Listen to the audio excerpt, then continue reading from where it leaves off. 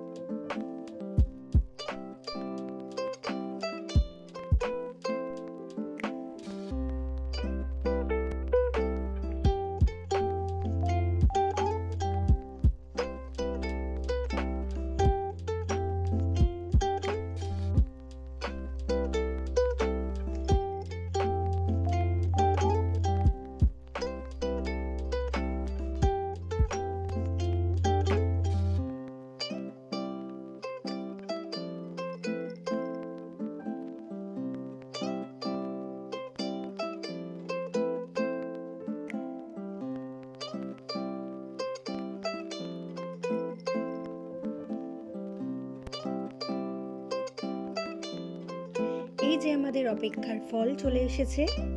আচ্ছা, আমরা অর্ডার করেছিলাম হান্ডি চিকেন, এই যে দেখতেই পাচ্ছ, বাটার নান আর চিকেন থাই কারি। অপশন ছিল রেড অর গ্রিন, আমি গ্রিনটা চুজ করেছিলাম। তার সাথে স্টিম রাইস দিয়েছিল।